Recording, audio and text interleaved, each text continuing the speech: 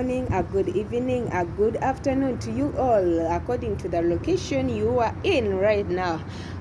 Good girl, expensive good girl, Doryn Trisha back again. But today, let me just give you some kind of the encouraging words. I know the life is just not easy like the way we expected it to be, the way you planned it to be. Like this month you'll be doing this, you had your own programs, you had your own things to be doing, but unfortunately God planned it to be like that. God planned it to be like this, so do not lose hope. Togwamu maanyi gamba nti ebintu byagaana. Things will change just in a few minutes, just in a few days, or even months. Bijja kutereera buli kimu kiddewo. It has been globally kibadde kyansi yonna, so tuleme kugwamu maanyi, tuleme kuwanika. Today I have a simple word I just want to talk about or to share with you, and in other words we can discuss about it. It might be something very easy, short and small in our ears or in our eyes, but in reality it's very big. Ekintu kinene kiwanvu kitwala kingi. I just want to talk about the word responsibility, oba buyita obuvunanyizibwa. Bwe twogera ku kigambo responsibility, kiki ofunamu? What comes into your mind? What do you understand by the word responsibility? Ezibeera mu bantu. Twesanze abaana bangi, abavubuka bakoze ebintu naye ng'abasinga we lack that responsibility mu sekite mu gy'olina okwasaganya, oba n'okusanga omwana. Abazadde baffe abamu abakola kind of farming, waliwo embuzi, waliwo ebiki, omwana n'omuwa obuvunanyizibwa ng'alina kulabirira bisolo ebyo, but bw'osanga tebiridde abeera asudde obuvunanyizibwa bwe. Here comes our elder brothers or sisters at home. At times we leave them there to take the care of the young ones, and it's their responsibility okubaawo nga balabirira abaana. Bw'omusanga nga alina kyatatuukiriza, either the young one is burnt, abeera asudde obuvunanyizibwa bwe. Bwe tukula ne mu mirimu bwetyo bwe tutambula, ne mu maka gaffe bwetyo bwe tutambula, naye kino kyandibadde kitya bannange abazadde? Omuntu okubeera responsible in future, omuntu okubeera responsible ng'akuze, kyanditandikiddewa? That is my question and it's my query.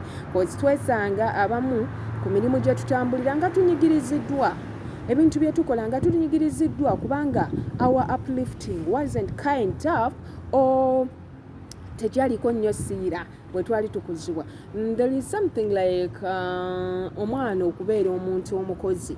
Abazadde mbadde mbasaba business ze mutambuliramu, ebintu bye mukola, try to show your children how much you struggle to feed them, to look after them. Nabo bakimanye, baleme kubeera extravagant.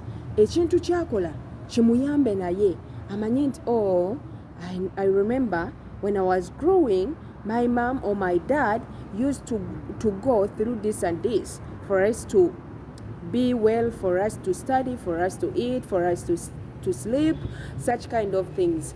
Kakati omwana oyo bw'otamulaga mbeera n'ogamba I don't want my children to look at the way I work, to look at this and this, nti kubanga abaana bagenda kula mu bwawa, abaana bagenda kubeera just like that. One day I was sharing with someone, nangamba me I don't care oba bakola biki, I don't want to know. Naye omwana oyo kasita amanya nti even in this quarantine abazadde banyigirizibwa okutuwa ekyokulya, tajja kusuula mmere. Ate omwana naye bw'atandika okukola mubateekerewo obulimu obumu, babeere bakozi, ajja manya how can I work from morning to evening nembeera ng'ate capital gwendya, capital gwe nyonoona, tukitegeera. So omwana oyo ajja tandika okubeera n'obuvunanyizibwa, atambulire mu mbeera ng'alaba alina okuba nga naye alina w'atuuse, naye alina okuba ng'afuna. Naye ffe bwe tuneenyigiramu always ffe abapamparing abaana abo, ffe abakola ennyo abaana baffe tugenda bonona in future. Waliwo abantu benjagala okwebaza, mostly people from abroad. Yes, abaana abasinga abali that side abalina nnyo ebyejo, abaana tebabagambako, naye ate abazadde bakoze ekisoboka, omwana n'akimanya nti omuntu olina obeera omukozi, omuntu olina okubeera responsible mu bulamu, naye ate ffe wano mu Uganda tetukifolowinze nnyo. You can discuss, you can visit my YouTube channel, Expensive Good Girl Doryn Trisha. ne tusobola okuba nga twogera akavidiyo kano bw'okalaba say something kisobole okutuyamba. Nze ebyo bye njogeddeko nga nze because of the time I don't want it to be very long, but you can explain more, you can give us your details. What do you understand by the word being responsible oba okuba n'obuvunanyizibwa ng'omuzadde ng'omwana? Naye nga temwerabira on Sunday we are going to discuss more about that topic. Me and Brother Dalton, if possible, I'll invite someone else. You're my brothers, you're my sisters, we are family. I remember always telling you that family is not all about blood, but family is all about love. So if you love me, I love you. That means we are family. God bless you. Always remember to put your life before the name of our Lord Jesus Christ and to move under his umbrella. Love you so much.